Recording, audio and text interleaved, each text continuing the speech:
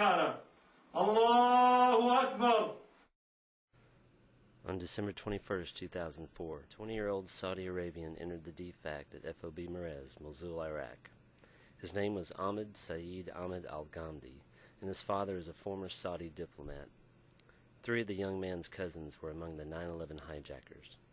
Al-Ghamdi disguised himself in an Iraqi army uniform and entered the DFAC wearing an explosive vest heavily laden with ball bearings for maximum deadly effect. The suicide blast killed 22 people and wounded scores of others.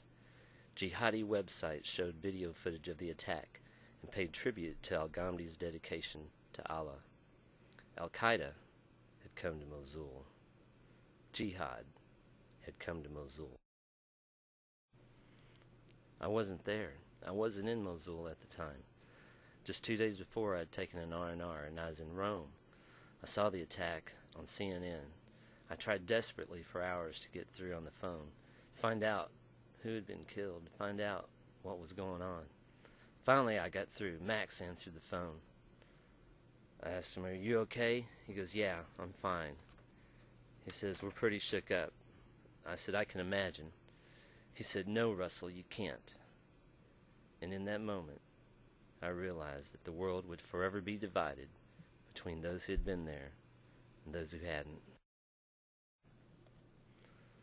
So Max described for me what happened that day, and he told me about the friends we'd lost: Tony, Alan, Les, Brent, Sergeant Milo, Sergeant Van Komen.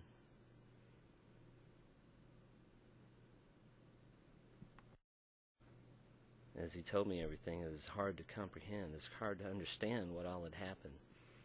When I got back, a few weeks later, I was talking to my friend Charlie, who was also there, and he described for me what had happened to him. He had just walked out of the DFAC when the explosion hit, knocking him to the ground. Now, Charlie had been in the Marines, and I guess his training kicked in, because he jumped up.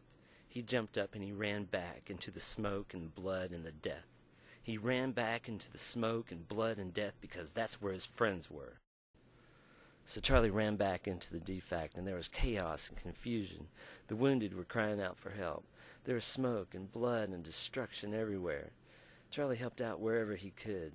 Soon he was helping carrying stretchers with the wounded outside. The medics had set up a triage in the dusty driveway, and so again and again he would go into the DFAC, get a stretcher with a wounded, bleeding, crying, dying man, help carry him outside.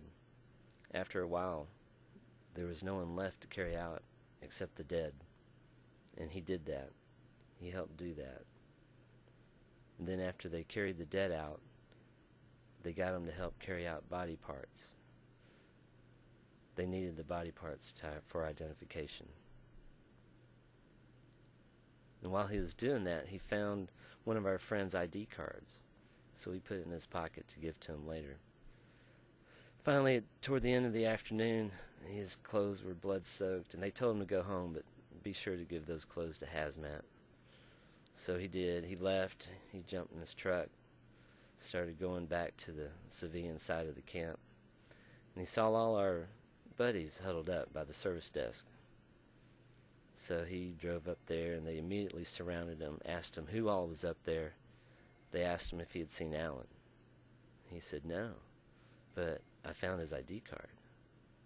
And then they knew. Then they knew Alan was gone. And they started crying, and they huddled up, and they grabbed each other, and they hugged each other. And without shame, they cried for their dead. Al-Qaeda had come to Mosul. Jihad had come to Mosul.